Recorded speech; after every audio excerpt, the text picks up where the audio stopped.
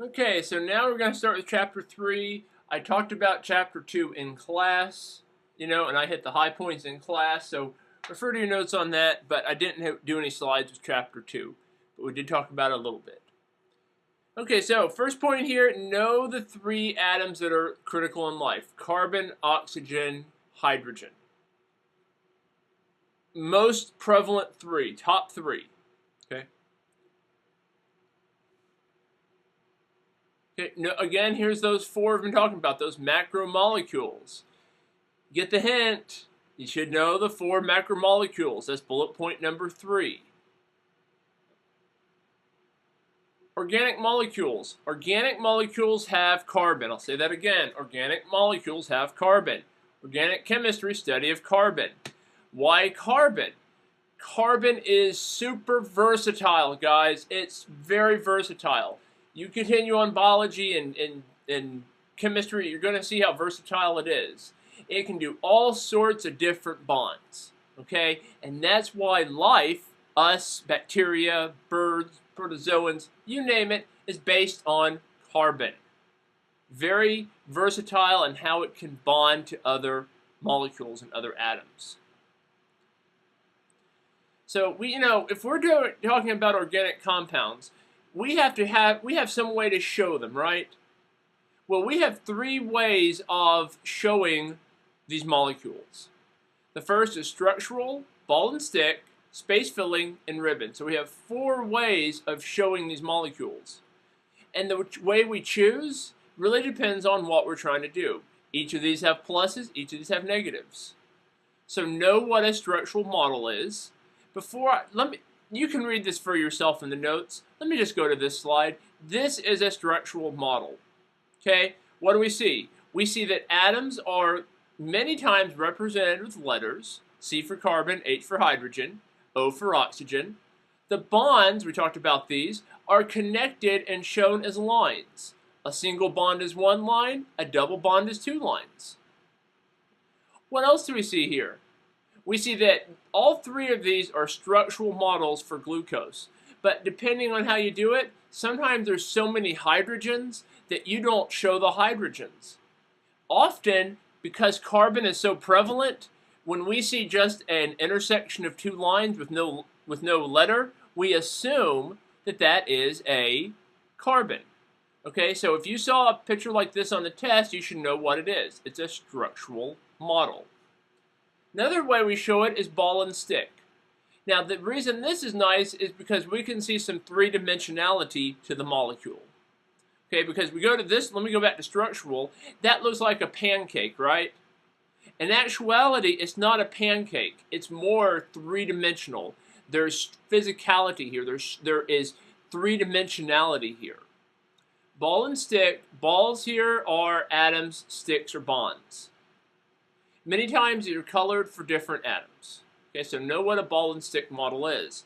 Another model is space filling. Now this one, this is more closer to the molecular type of it.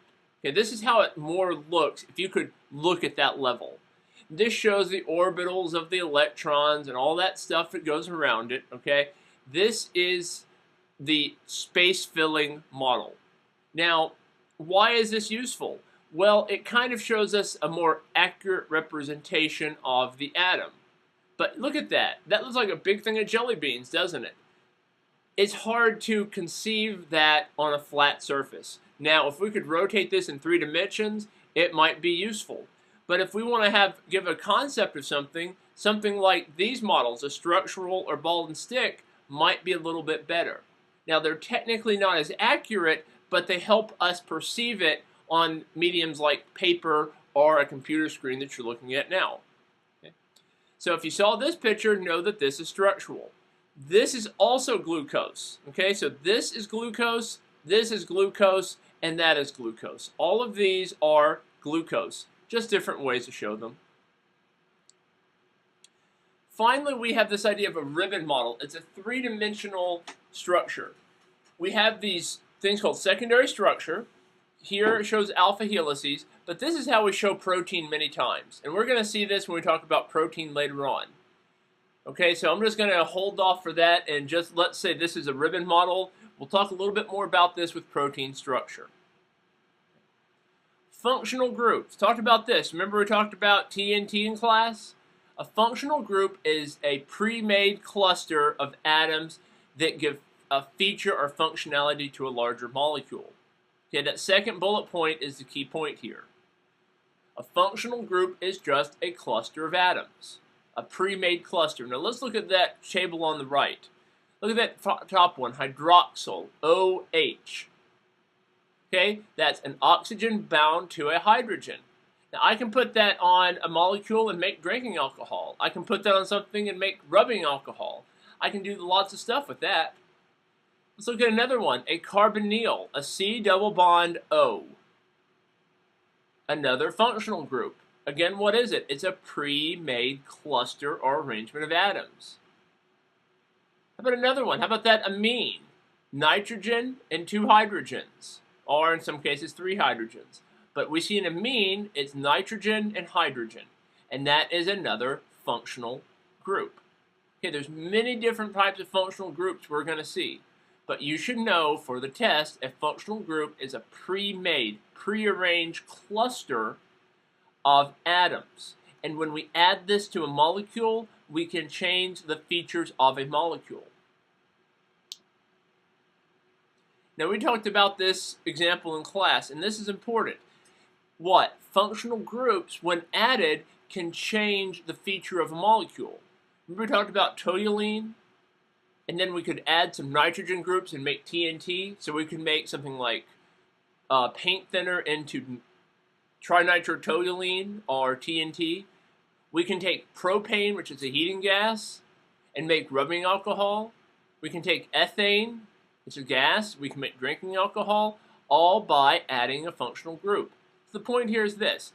Last point. Functional groups have a major effect on the properties of a molecule. And we gave 3 classes. I turned the lights on, drew some things on the board. The point I was trying to make was when I add these prearranged clusters of atoms to a larger molecule, I can make a significant change to the features of that molecule. And the 3 examples are just that. Okay, that I take one molecule, ethane, and I put a hydroxyl on it. What do I get? I get what? Drinking alcohol. Now these are some of the important functional groups I want you to know. Hydroxyl, OH, carbonyl, C double bond O, sometimes an OH on it, an amine, nitrogen and 2 hydrogens. And I said this in class, these are the important functional groups. Okay. The next slides talk about those functional groups. Okay, so you should have an idea of what one of these functional groups look like. Okay, so if I say hydroxyl on the test, you should know what that is. And I'm just going to skip past this because you can read these on your own. So we're going to skip past this, skip past this. Okay.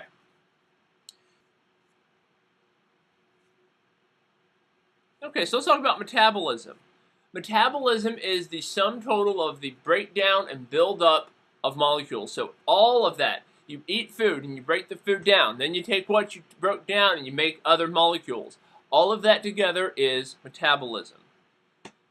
Condensation is when we build up a molecule. So let's look at this glucose and fructose.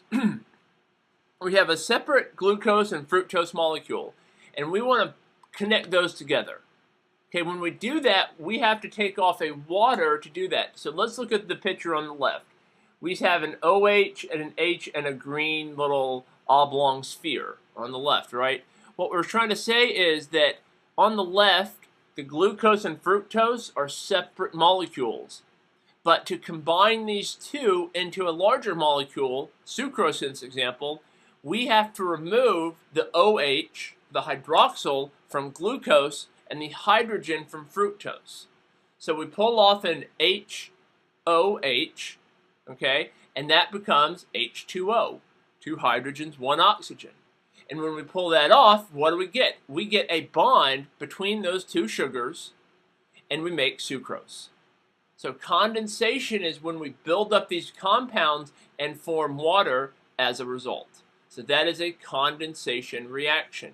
You see this on the test. This is a condensation reaction. Call it condensation because water's made. Hydrolysis, had another term for this, cleavage. This is the opposite of that. This is when we take one large molecule and separate it into two. Hydrolysis, what does that look like? Hydro is water, lysis split. We've got to take a water molecule and split it apart in order to give part of that to one part of that to the one molecule and the other part to the other molecule. So that is hydrolysis. Okay? Reverse of condensation. Another important idea is the idea of monomers and polymers.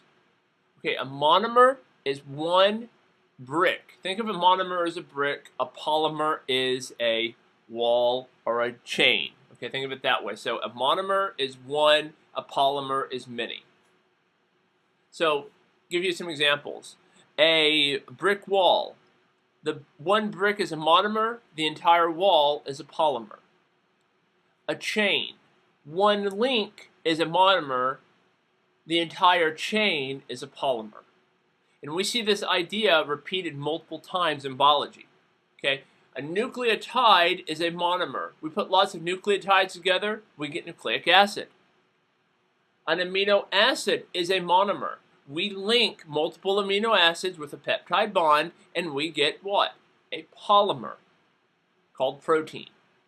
Glucose is a monomer. It's like a link in a chain. And we link multiple glucoses together, and we get large carbohydrates. Glycogen, starch, cellulose. Okay, so have an idea of what a monomer is and what a polymer is. A polymer is several repeating monomers bonded to each other. Okay, for the test you should know one, some common monomers that we talked about, and then their polymers. Okay, so again, monomer is a nucleotide. A polymer is nucleic acid, like DNA or RNA. A monomer is amino acid. A polymer of amino acids is a protein. A monomer is glucose. A polymer of glucose is starch, glycogen, and cellulose. Now we're going to talk about each of these in the next few slides, but just know the difference between a monomer and a polymer. And again, know these four classes. You have to know the four classes of macromolecules. Enough said. Now for the next several slides, what we're going to talk about is we're going to talk about carbohydrates. Then we're going to talk about lipids. Then we're going to talk about proteins and nucleic acids. So that's the summary of the next several slides. We're going to talk about each of these macromolecules. Pay special attention to what's a monomer and what's a polymer. Okay? And how they're connected. So carbohydrates, major atoms here, carbon, hydrogen, oxygen. You can read what carbohydrates are. Oh, and remember, carbohydrates have that OSE ending. Glucose, galactose, maltose, makes up malt liquor. Okay, most carbohydrates, there's a couple exceptions, have an OSE on the end.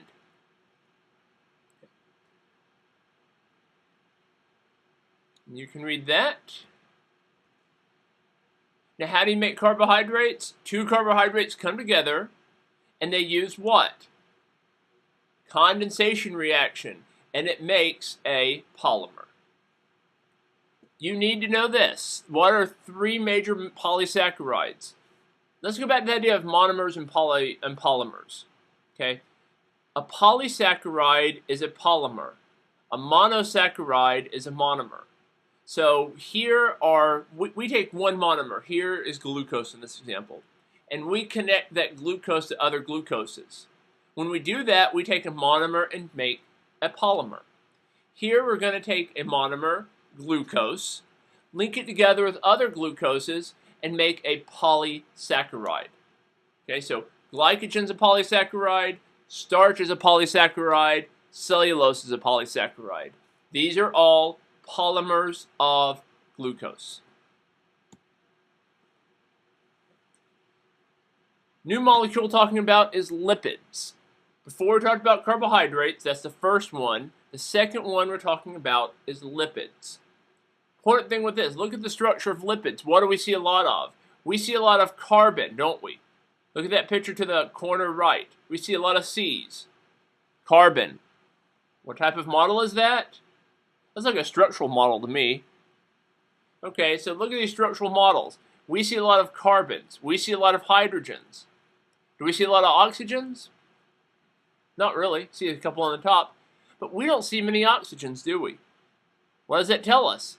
Well, lipids tend to be nonpolar because they don't have this oxygen, which has a very strong negative charge. Okay.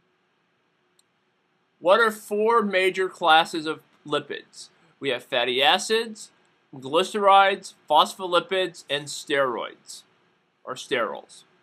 Okay. So these are the four classes of lipids.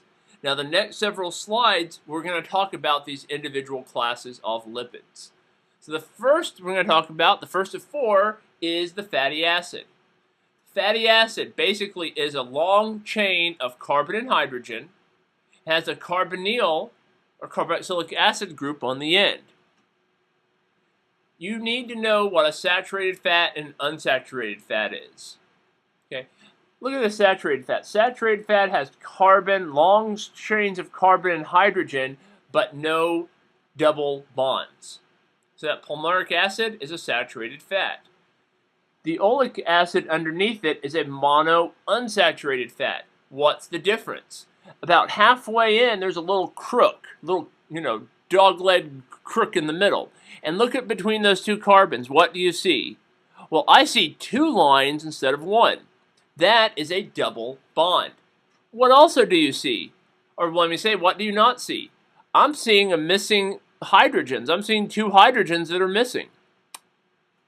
Okay, so what does that tell us? Well, an unsaturated fat has at least one double bond, and it's missing hydrogens. So saturated fat is fully saturated with hydrogens. Unsaturated is not totally saturated with hydrogens. For the test, know what a saturated fat is, what an unsaturated fat is, and how to identify it. Now, shown in this example is a monounsaturated fat. What do you think a polyunsaturated fat would look like?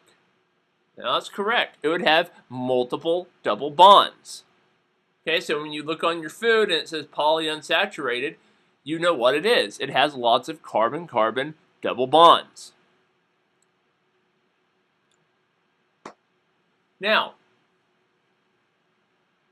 with saturated fats, they tend to form straight chains.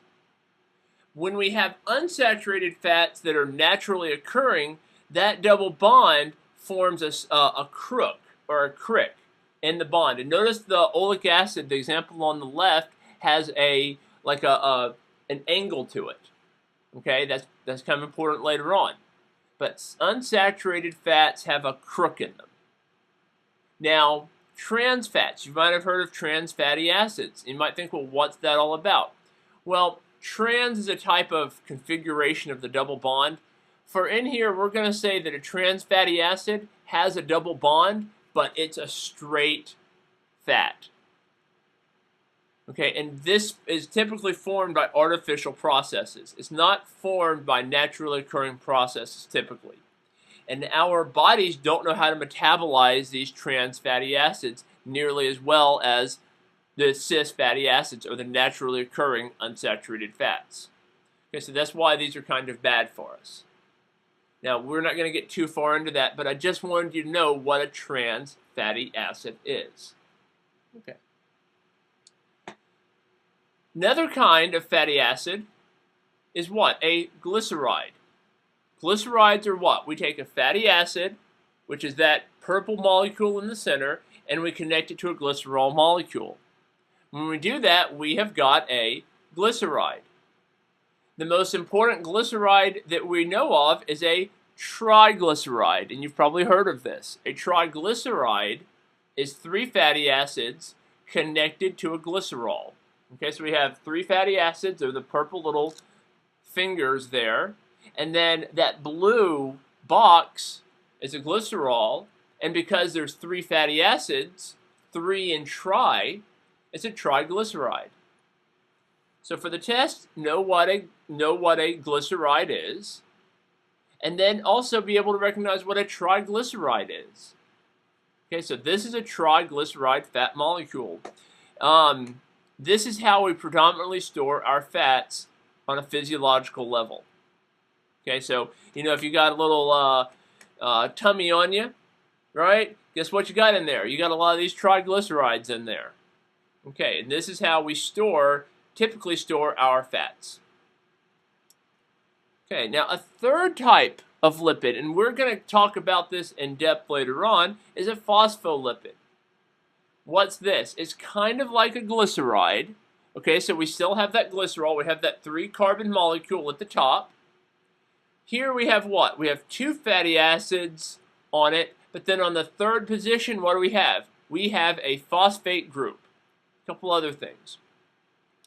But for now, we're just going to know what a phospholipid is. It has a phosphate on it, and it has 2 fatty acid tails. Now, been in class, you know the rest of the story here. That the bottom part is what? Hydrophobic. The top polar head, the blue part, is hydrophilic.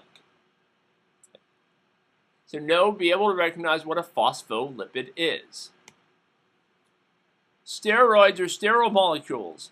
Testosterone, cholesterol, cortisol, these are all considered to be part of the lipid group.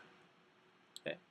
Be able to recognize this on the test. I'm not going to ask you the difference between testosterone and estrogen or cholesterol. But if I showed you this molecule, be able to say that's a sterile compound. You can read this on your own. Won't go into that. You can read that on your own. Okay. Now we're at the third of 4 macromolecule types. We just covered carbohydrates and we covered lipids. Now we're on the third one, proteins. Very important, lots of functions with proteins. Okay. Under here we have some proteins, immunological, antibodies, structural, what makes us up. Very important group. This is a good summary of the functions. The point is this, lots of different functions are done with protein. Okay. Makes up structures of our bodies. Regulatory, a lot of hormones are based on protein. Immunological, your antibodies are protein. Transport, your hemoglobin is protein. Okay? Catalytic, our enzymes are protein. Talked about this in class. Amino acids, now we're going to talk about the structure of a protein. Let's hit what we talked about before. We said that a monomer is what? It's like a link in a chain. And we said a polymer is like what? The whole chain. Well, an amino acid is like the link. The entire chain is the protein. So an amino acid is a monomer of a protein. An amino acid is a monomer of a protein. Okay? There are 20 types of amino acids that we use. For the test, you should know the structure of an amino acid. We have an amino group on the left, so let's look at bullet point number 3. Okay? It's what? We call it an amino acid. Well, what is an amino acid? One, we got an amino group, a nitrogen and some hydrogens. We got a central carbon there. And we have a carbonyl group, a C double bond O. Okay, so that is an amino acid. And look at what we talked about. Those are 2 of the functional groups that I said you should know. Okay. Now, we also have an R group. Let's talk about that 4th bullet point. Different amino acids have different R groups. All amino acids have the same amino group and carboxylic group in that hydrogen. So all amino acids are going to have the blue box on the left, the purple box at the top, the green box on the right. What makes an amino acid different is that orange yellow box, that R group on the bottom. Okay, and these R groups have a wide variety, and the type of R group that is there determines the function of that amino acid. Same thing, just a different way of showing it. What do we see here? Now we see that we have a blue group, which is amino.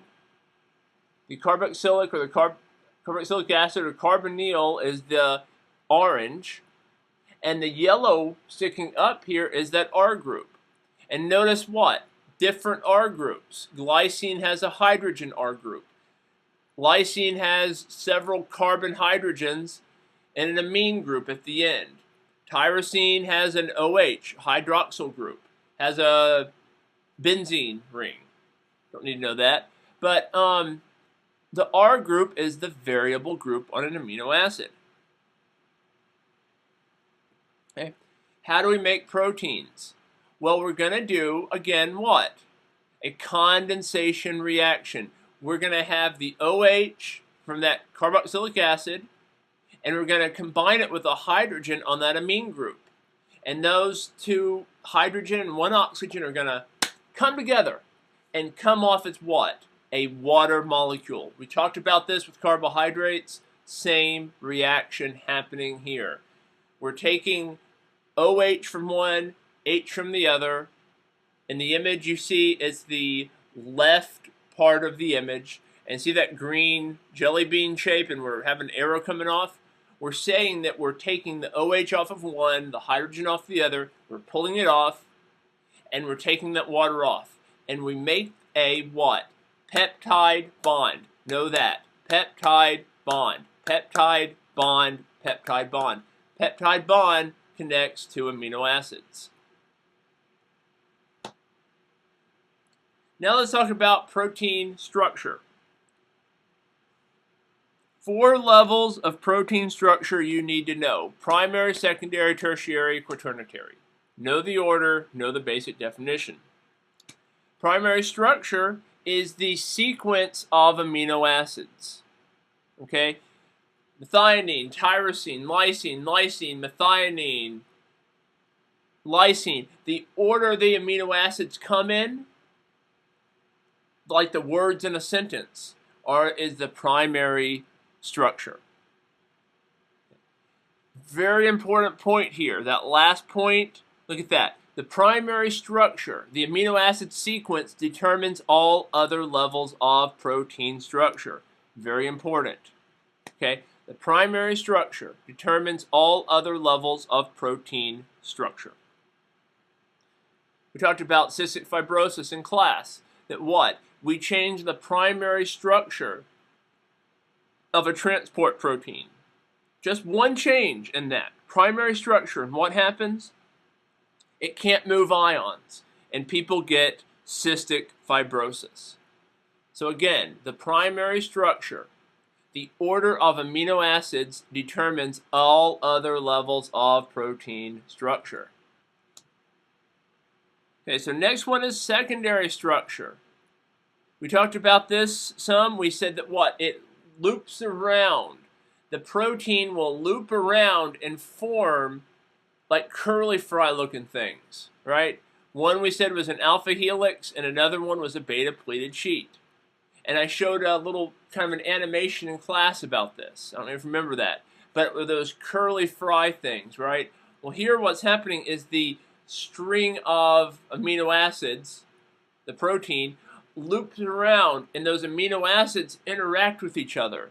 And as they interact, they form three-dimensional structures along the chain.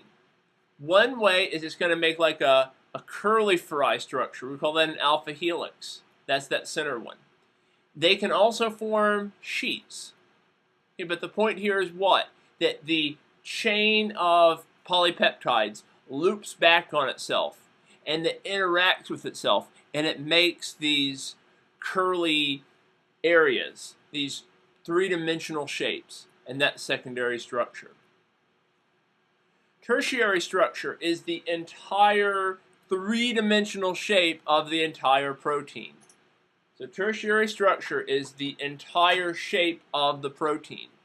And remember, the shape's the thing with protein. Shape determines function. Very important. Shape, or we call conformation, determines the function of a protein. You change the shape, you change the function. We also said that what? It's hard to change the shape of a protein back. You take an egg. crack an egg open and you make yourself some scrambled eggs. And I said, can you unscramble that egg? Can you make it go to the form before? Nope, you sure can't. Because what's happened on a molecular level, you've changed the shape of the protein. And you cannot easily unchange that shape of the protein. Some good clinical examples here. Heat stroke or high fever. You have proteins in your brain and they lose shape. They lose the correct shape. And as they lose the correct shape, they lose the correct function. And as they lose the correct function, what do you get? Confusion leading to death. Okay, so you change the shape, you change the function. Protein shape equals protein function. Incredibly important point here, guys. Last one here is quaternary structure. Not all proteins are going to have this. Some proteins, for example, hemoglobin, requires that there's 2 or more separate protein chains connected to each other that form a larger structure. Okay, so we talked about this in class. We said that what? Hemoglobin is 4 separate protein chains that are in close association. So that's quaternary structure. The last is nucleic acids. This is the 4th of the 4 macromolecules you have to know. The monomer here is nucleotides. The monomer is nucleotides. Multiple nucleotides combined form nucleic acid. You also should have an idea of the structure here. A nucleic acid is a nitrogenous base. Let's look at this picture. The nitrogenous base is the stop sign looking shapes.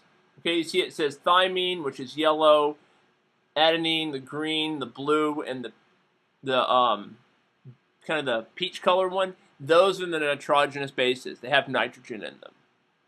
They're connected to a 5-carbon sugar, here deoxyribose.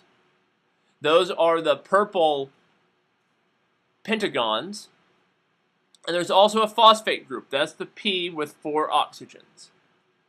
Okay, so nucleic acids are polymers of nucleotides. Be able to recognize what a nucleotide is.